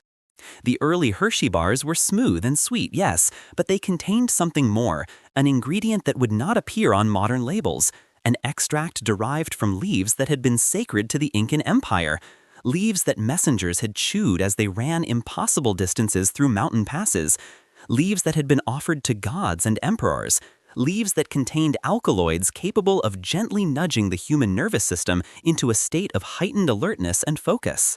The coca leaf, source of a substance that would later be strictly controlled and criminalized, was in those early years simply another botanical ingredient, no more controversial than vanilla or cinnamon, added to wines and tonics, and yes, to chocolate bars produced by a respectable Pennsylvania businessman. No one thought themselves scandalous for eating these bars, no more than someone today might question the caffeine in their morning coffee. The amounts were small, the effects subtle, but they were there nonetheless, a gentle acceleration of thought and movement, a lifting of spirits that seemed perfectly aligned with the optimistic spirit of the age. Mothers packed these chocolate bars in lunch pails for their husbands heading to construction sites and steel mills. Teachers kept them in desk drawers to reward students who mastered their spelling words. Socialites served them at afternoon gatherings where conversation flowed with unusual animation and wit. The factory where these bars were produced operated with the relentless rhythm of early industrial America, where workers arrived before dawn and departed long after sunset, where the air hung thick with the scent of roasting cocoa beans and melting sugar, where conveyor belts carried endless rows of chocolate rectangles toward their foil wrappings and cardboard boxes. The men and women who worked these lines sampled the product regularly, as much for quality control as for the subtle boost it provided during the long, tedious hours of repetitive labor. Some claimed they could work longer shifts than their counterparts at other factories. Others simply appreciated that their employer provided a product that made the day feel slightly less burdensome. In homes across America, the Hershey bar became woven into the fabric of daily life in ways both practical and peculiar. A father would return from his office and eat a square before tackling the evening chores, finding that he could repair the garden fence or reorganize the tool shed with unusual efficiency. A mother might nibble a piece while preparing dinner, discovering that the tedious work of peeling potatoes and kneading dough felt less oppressive, that she could hum while she worked and still have energy from mending clothes after the dishes were washed. Children, of course, experienced the most dramatic effects, transforming from the relatively sedate youngsters of morning into whirling dynamos by afternoon, inventing elaborate games that seemed to require neither rest nor restraint. Physicians of the era, operating with theories of health that seem quaint and occasionally alarming by modern standards, often recommended chocolate for a variety of complaints. A patient suffering from nervous exhaustion might be told to consume a small amount of quality chocolate each day. Someone recovering from illness could be advised that chocolate would help restore their strength and vitality. The medical establishment had not yet adopted the skepticism that would characterize later decades. Instead, doctors embraced the idea that natural products, properly prepared, could offer genuine therapeutic benefits without the harsh side effects of the mineral-based medicines that had dominated earlier generations. The advertising of the period reflected this medical optimism, with posters and magazine spreads depicting robust men and rosy-cheeked women engaged in various productive activities, all accompanied by text that promised chocolate could improve digestion, settle nerves, and provide the energy necessary for modern life.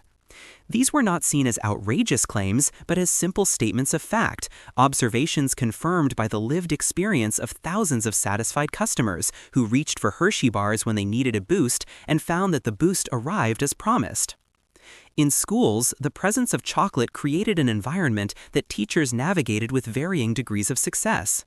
The one-room schoolhouses of rural America and the crowded urban classrooms of growing cities both contended with students whose attention could be remarkable, but whose capacity for stillness had been compromised by their lunchtime treats. Lessons in arithmetic might proceed with unusual speed as hands shot up eager to demonstrate mastery of multiplication tables. Reading time could become a competition to see who could finish a passage fastest. Recess transformed into an elaborate exhibition of physical exuberance, with children racing and climbing and inventing games that seemed to require boundless reserves of energy. The teachers themselves were not immune. Many kept their own supply of chocolate, eating a square during the brief midday break when students were occupied with their lunches, finding that the afternoon lessons felt more manageable when they possessed the same heightened alertness as their pupils. Some schools briefly experimented with banning chocolate from the premises, only to discover that enforcement was nearly impossible, and that the students who arrived without their customary treat were listless and difficult to engage, while those who had managed to sneak a bar past the new regulations performed with their usual animated enthusiasm. Beyond the classroom and the home, chocolate found its way into nearly every corner of American social life. Church socials featured chocolate cakes and cookies that left congregations unusually chatty and prone to volunteering for committees. Factory owners discovered that providing chocolate at mid-shift could improve productivity measurably. Baseball teams began to keep Hershey bars in the dugout, with players insisting that a piece before taking the field improved their performance at bat and in the field. The bars became a form of currency among children, traded for marbles and comic books and baseball cards, coveted not merely for their taste, but for the way they made an ordinary afternoon feel full of possibility. The social clubs and parlor gatherings of the upper classes developed their own rituals around chocolate, with hostesses competing to serve the finest cocoa drinks and the most elegant chocolate confections, with conversations at these events noted for their unusual liveliness and wit. Women who might typically spend an afternoon discussing recipes and children instead found themselves debating politics and literature with unexpected passion. Men who gathered for cigars and brandy discovered that adding chocolate to the evening made the conversation sharper and the hours pass more quickly. There were, inevitably, those who raised concerns. Temperance advocates, fresh from their campaigns against alcohol, began to wonder whether chocolate represented a new threat to moral rectitude and self-control. Ministers delivered sermons warning that excessive reliance on any substance, even one as innocent-seeming as chocolate, could lead to weakness of character. Doctors occasionally published articles in medical journals expressing concern about patients who seemed unable to function without their daily chocolate, who reported feeling sluggish and irritable on the rare days when they abstained. These concerns remained relatively muted, however, drowned out by the chorus of satisfied customers and the steady expansion of the Hershey Company. The factory in Pennsylvania grew larger, employing more workers, producing more bars, shipping chocolate to every corner of the nation. Milton Hershey became a figure of genuine prominence, admired as a self-made man who had transformed failure into spectacular success, who provided jobs to hundreds and pleasure to millions, who had built not merely a company but an entire town around his factory, complete with housing for workers and parks for their families. The coca leaf extract that gave those early bars their distinctive qualities was not a secret exactly, but neither was it prominently advertised. The ingredient lists of the era were far less detailed than what modern consumers expect, often simply listing chocolate, sugar, and milk, without specifying every minor component. The coca leaf, like many botanical additives of the period, was considered unremarkable, one ingredient among many, in an age when food manufacturing was still finding its footing and regulation remained light. This would change, of course, as the progressive movement gathered strength and reformers began to demand greater transparency and safety in food production. The publication of Upton Sinclair's novel about the meatpacking industry horrified readers and spurred Congress to action, resulting in legislation that would forever alter how food was produced and labeled in America. The Pure Food and Drug Act of 1906 represented a watershed moment, a declaration that consumers had the right to know what they were eating and that manufacturers had a responsibility to be truthful. For Hershey and other chocolate makers, this new regulatory environment required adjustments. The coca leaf, once an unremarkable botanical additive, was increasingly viewed with suspicion as scientists isolated and concentrated its active compounds and as reports emerged of addiction and social problems associated with more potent formulations. The company faced a choice: continue using an ingredient that was becoming controversial, or reformulate their product to align with changing public sentiment and legal requirements. The decision, when it came, was made quietly. There were no public announcements, no recall of existing inventory, no admission that anything had changed. Instead, over a period of months and years, the recipe evolved. The coca leaf extract was gradually reduced and then eliminated entirely, replaced by nothing more exotic than additional cocoa and sugar. The bars that emerged from the factory looked identical to their predecessors, wrapped in the same familiar foil, bearing the same trusted name, but the subtle acceleration they had once provided was gone. Some longtime customers noticed immediately. The chocolate still tasted wonderful, but the gentle lift that had made an afternoon feel more manageable was absent. They found themselves needing an extra cup of coffee or simply accepting that the day would proceed at its natural, slower pace. Others adapted without conscious awareness, assuming that they were simply getting older or that the demands of modern life were wearing them down more than they remembered. The children whose behavior in classrooms had so challenged their teachers became somewhat calmer, still energetic in the way of all young people, but no longer quite so relentlessly in motion. Teachers found that lessons could proceed with fewer interruptions, though some secretly missed the animated enthusiasm that had made even the dullest subjects feel slightly more engaging. Parents discovered that bedtime routines became more predictable, that the struggles to get children to settle down and sleep diminished noticeably. The factory workers who had once sampled chocolate throughout their shifts found that the work felt more tedious without the subtle boost they had grown accustomed to. Productivity, which had been remarkably high during the era of coca-enhanced chocolate, settled to more ordinary levels. The company compensated by improving working conditions in other ways, reducing hours, increasing pay, providing better ventilation and lighting, but the magic that had briefly made factory labor feel slightly less grinding was gone. In parlors and social clubs, the conversations continued, but with less of the electric intensity that had characterized gatherings during the previous decades. Hostesses still served chocolate, and guests still appreciated it, but the evenings proceeded with greater decorum and less spontaneous wit. The chocolate had become what it would remain for the next century, a sweet treat, a moment of pleasure, a taste of luxury accessible to ordinary people, but no longer a subtle catalyst for transformation. The memory of those earlier bars persisted in stories and legends. Grandparents would tell their grandchildren about a time when chocolate had been different, when a single square could make you feel capable of accomplishing twice your normal work. These stories were often met with skepticism or amusement, dismissed as exaggeration or nostalgia, but they contained within them a kernel of truth, a memory of a brief period when American chocolate had possessed qualities that would seem impossible to later generations. World War I provided Hershey bars with a new purpose and a new reputation. The company contracted with the military to produce special ration bars that could withstand extreme temperatures and provide concentrated nutrition to soldiers in the field. These bars, dense and durable and admittedly not particularly delicious, became known as Field Ration D, and they accompanied American troops to the trenches of France and Belgium. Soldiers who had grown up eating Hershey bars as children found comfort in the familiar name, even if the product itself bore little resemblance to the treats they remembered. The war also accelerated changes that were already underway in American food production, with greater emphasis on standardization, safety, and efficiency. The Romantic era of small batch production and secret ingredients gave way to an age of industrial scale and scientific precision. Chocolate became more affordable and more widely available, but also more uniform, more predictable, more thoroughly regulated. By the 1920s, the Hershey bar had become an American icon, but it was a different product than the one that had launched the company to prominence.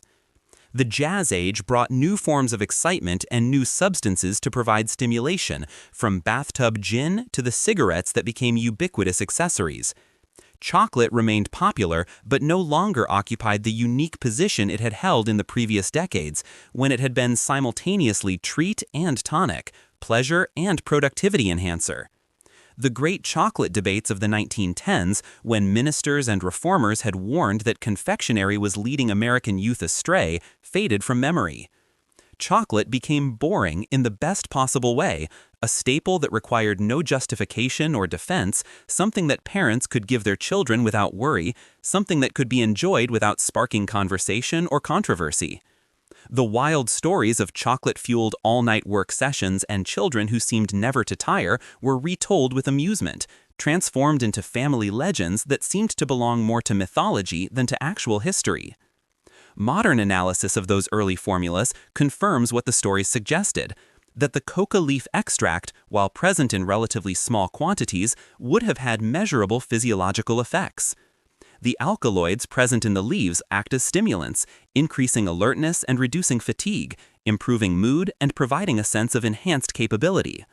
The amounts present in a typical Hershey bar would not have been overwhelming, nothing like the concentrated products that would later be banned and criminalized, but they would have been enough to be noticeable, especially to children or to adults who consumed multiple bars throughout the day. The workers in the Hershey factory, exposed to chocolate dust and sampling products throughout their shifts, would have received regular doses of these stimulating compounds, which helps explain the remarkable productivity that characterized the facility in those early years and the unusual camaraderie that developed among the workforce. The children eating chocolate after lunch would have found their afternoons transformed in ways their teachers struggled to manage. The socialites serving chocolate at their gatherings would have found conversations taking on an energy and intensity that seemed magical but was actually pharmaceutical. Was this dangerous? By modern standards, the lack of disclosure and the absence of warnings would be considered deeply problematic. Giving children a stimulating substance without their parents' informed consent would be viewed as unconscionable.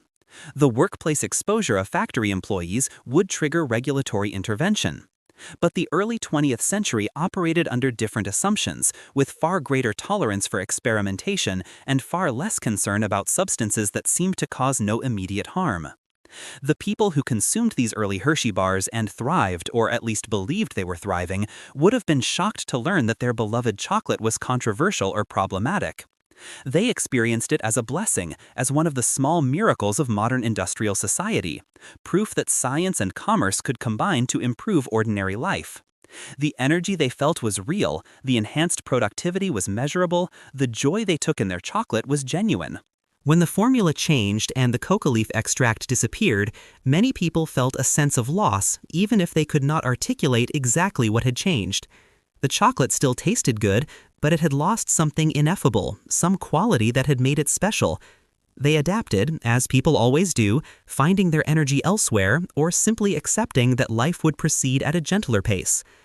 The brief era when American chocolate had been accidentally pharmaceutical came to an end, not with drama or scandal, but with quiet reformulation and gradual forgetting. The legacy of this period persists in unexpected ways. The association of chocolate with energy and mood improvement, while no longer based on coca leaf content, remains powerful in marketing and popular consciousness. Chocolate is still positioned as a pick-me-up, as comfort food, as something that can make a difficult day feel more manageable, even though the modern product relies entirely on sugar and cocoa for its effects.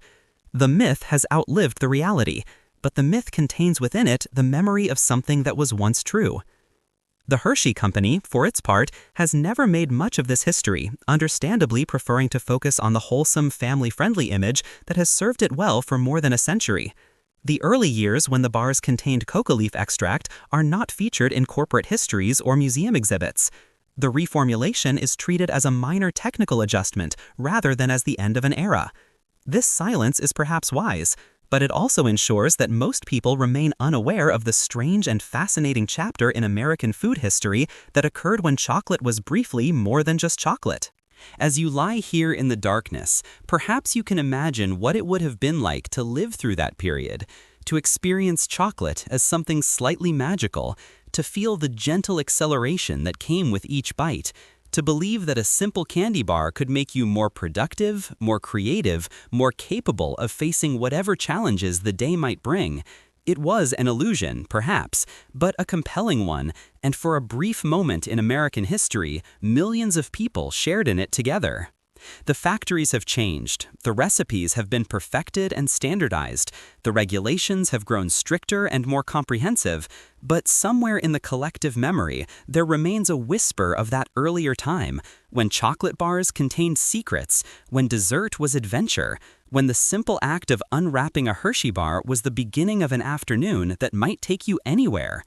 That world is gone now, vanished into history, but it shaped the world we inhabit in ways both obvious and subtle, and its story deserves to be remembered, even as we drift towards sleep, grateful that our own chocolate is simpler, safer, and incapable of keeping us awake all night reconstructing the shed or writing poetry in the margins of our tax returns.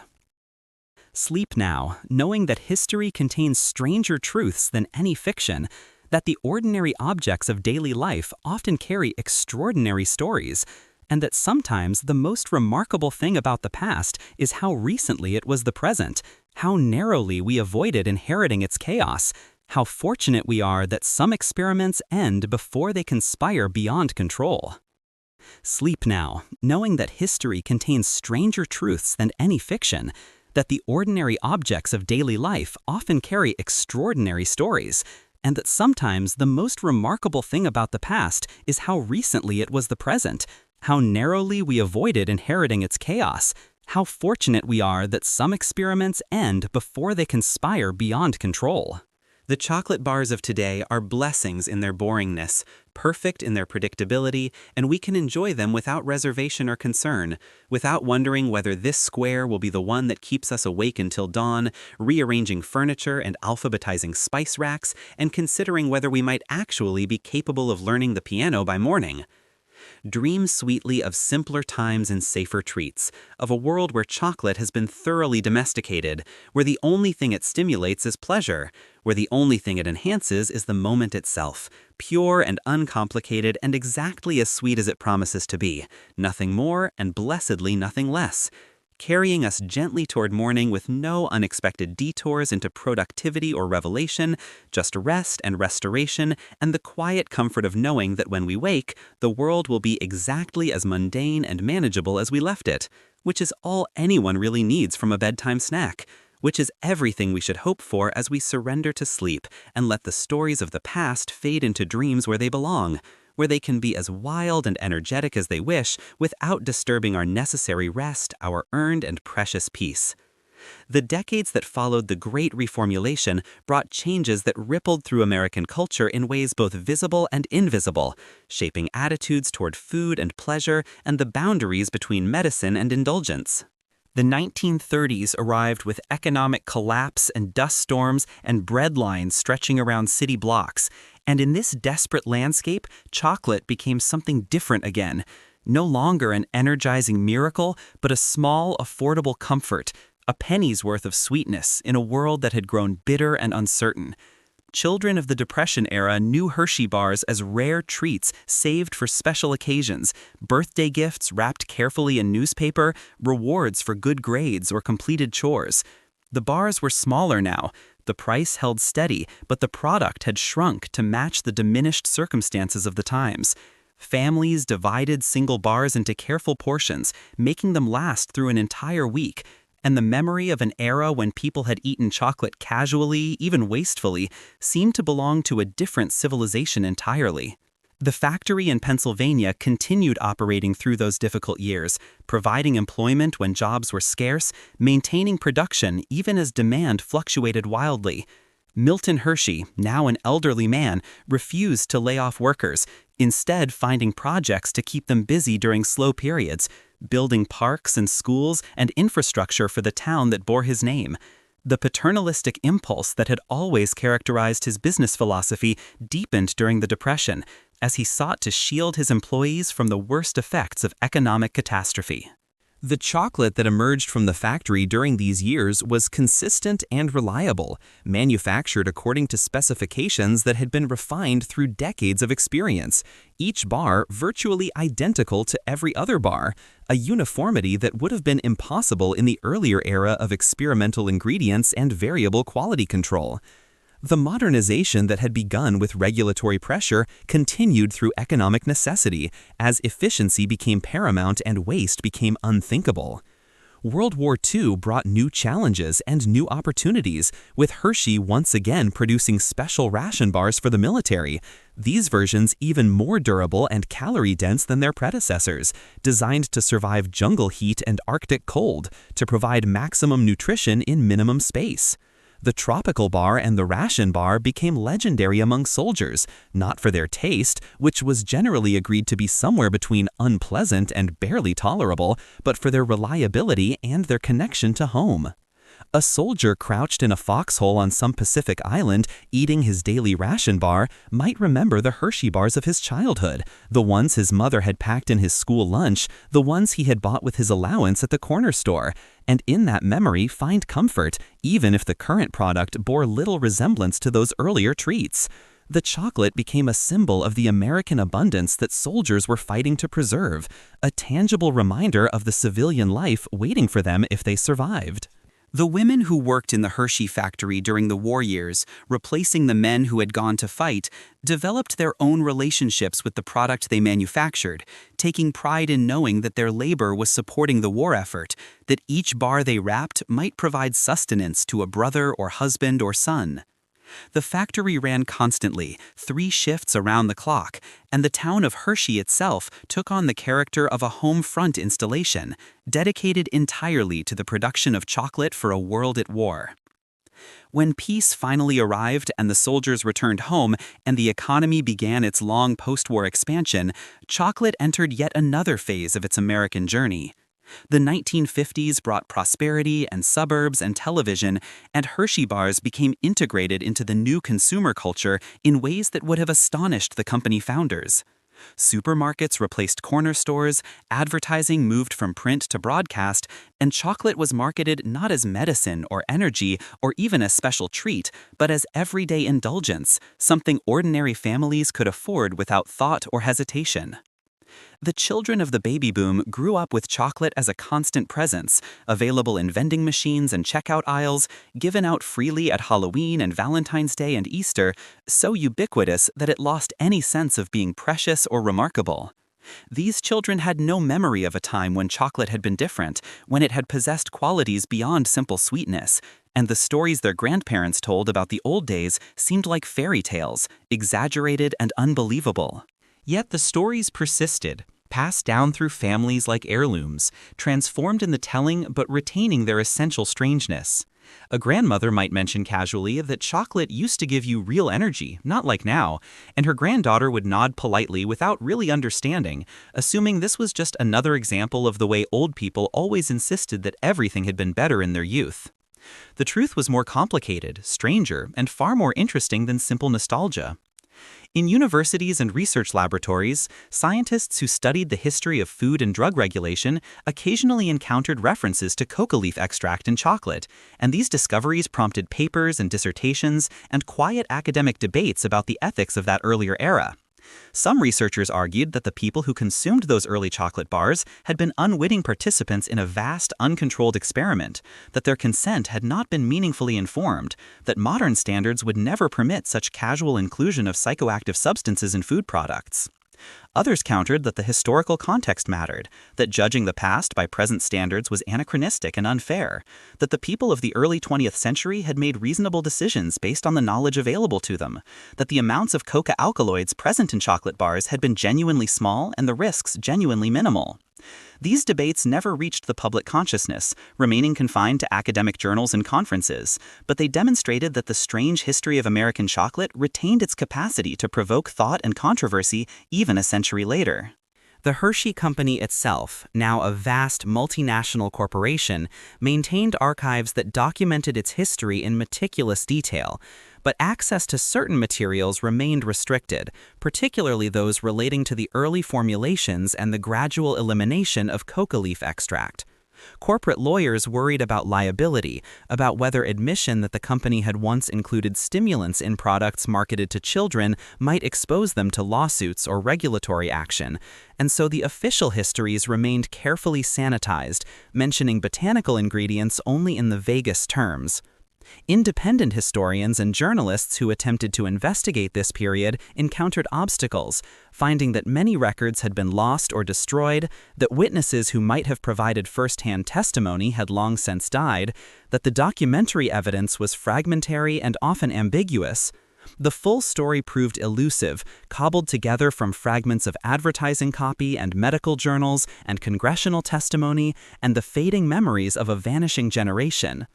What emerged from these scattered sources was a portrait of an era characterized by optimism and ignorance in equal measure, when the potential of science seemed limitless and the risks seemed manageable, when progress was assumed to be inevitable and beneficial, when the idea that a chocolate bar might be improved by the addition of coca leaf extract seemed no more controversial than adding vanilla or almonds. The people of that time were not reckless or irresponsible. They were simply operating within a different framework of understanding, working with incomplete knowledge and doing their best to navigate a rapidly changing world. The coca leaf itself, vilified and banned in later decades, possessed a complex history that extended far beyond its use in American chocolate. For thousands of years, indigenous peoples of South America had cultivated and consumed the plant, developing sophisticated traditions around its use, understanding its effects and limitations in ways that European and American users never quite achieved. The coca leaf in its natural form, chewed or brewed as tea, produced effects that were mild and manageable, providing endurance and focus without the intense highs and crashes associated with concentrated extracts. When Europeans encountered coca during the colonial period, they recognized its potential value but failed to appreciate the cultural knowledge that had governed its traditional use. They began experimenting with concentration and extraction, seeking to isolate the active compounds and produce more potent preparations, and in doing so, they created products that bore little resemblance to the original plant. The coca wine popularized in 19th century Europe, the coca tonics sold in American pharmacies, the cocaine that would eventually be synthesized in pure form, all represented attempts to improve upon nature that instead created new problems. The decision to add coca leaf extract to chocolate can be understood in this context, as part of a broader pattern of experimentation with botanical substances, an attempt to enhance a popular product by incorporating ingredients associated with energy and vitality. The manufacturers likely believed they were offering consumers genuine value, giving them chocolate that not only tasted good but also provided functional benefits. And the consumers who purchased these products generally seemed satisfied with the results. The question of addiction, which would become central to later debates about coca-derived substances, remained poorly understood during this early period. Addiction science was in its infancy, with researchers only beginning to recognize that certain substances could create dependency, and that this dependency could be physiological rather than merely moral weakness.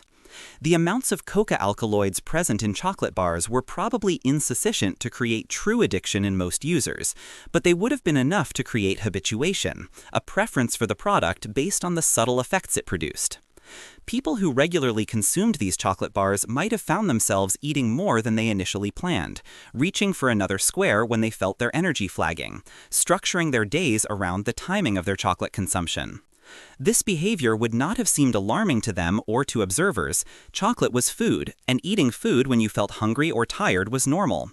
The fact that the chocolate was subtly altering their neurochemistry, providing small, regular doses of stimulant compounds, remained invisible to everyone involved.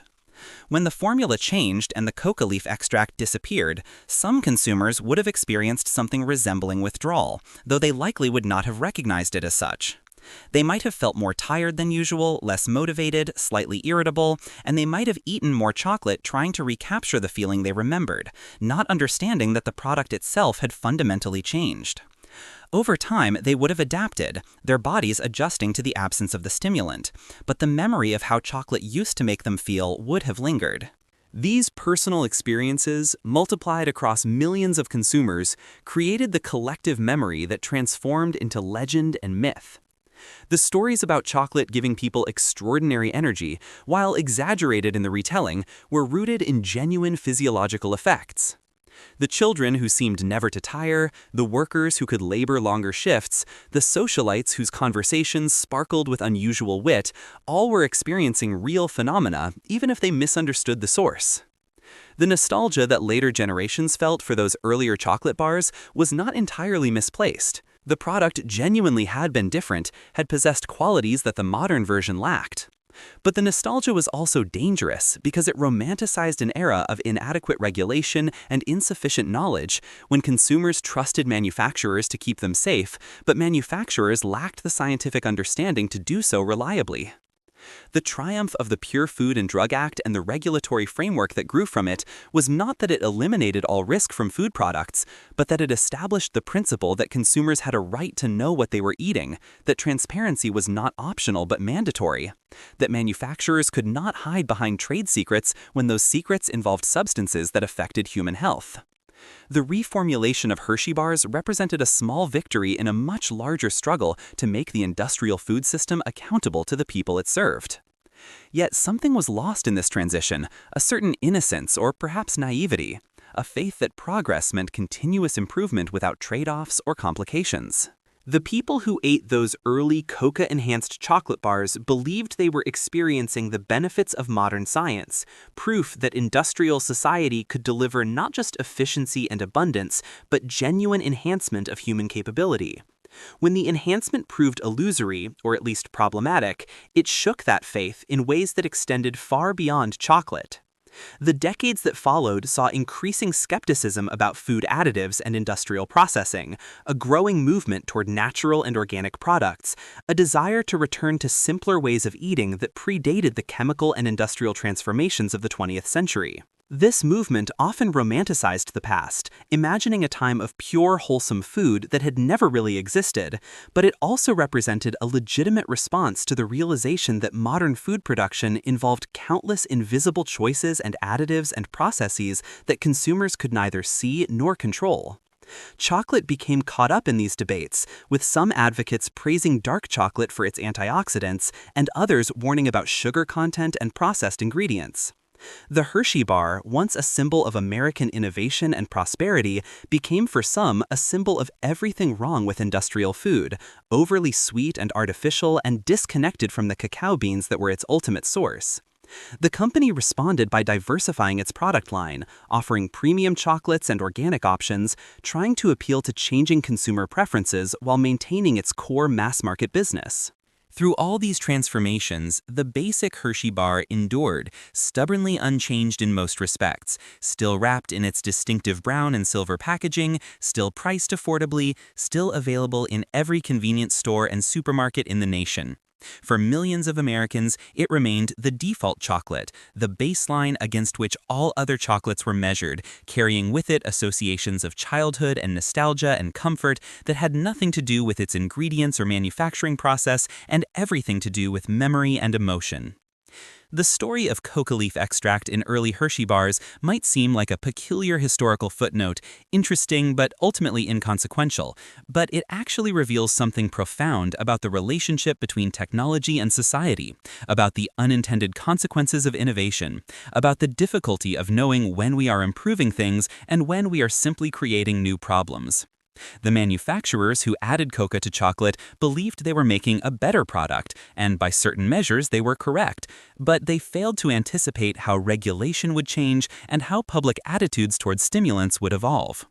In hindsight, it seems obvious that putting coca derivatives in chocolate marketed to children was problematic, but hindsight always simplifies and clarifies in ways that distort historical reality. The people making those decisions were not villains or fools, they were business people and chemists trying to succeed in a competitive market, using ingredients that were legal and socially acceptable, following practices that were standard throughout their industry. They were also prisoners of their era's assumptions about safety and efficacy, unable to see the problems that would become obvious to later generations. This is perhaps the most important lesson of the Coca chocolate era, that our own assumptions about what is safe and beneficial are equally contingent and limited, that future generations will look back at our practices with the same mixture of incomprehension and judgment that we direct toward the past. We are making decisions now about food additives and processing methods and agricultural practices that may prove just as problematic as adding coca to chocolate, but we cannot know which decisions will be vindicated and which will be condemned. The only certainty is that chocolate will endure, adapting to new regulations and preferences, continuing to provide sweetness and comfort to new generations who will know nothing of the strange history we have explored tonight.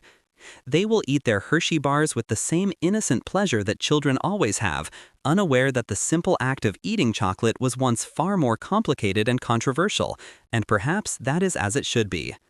Some knowledge is burdensome, some history is better left undisturbed, and the fact that chocolate no longer contains coca derivatives is probably something to celebrate rather than mourn.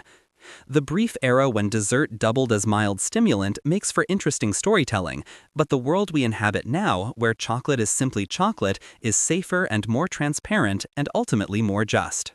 As you lie here in the darkness, perhaps you can appreciate the strange journey that brought us to this moment.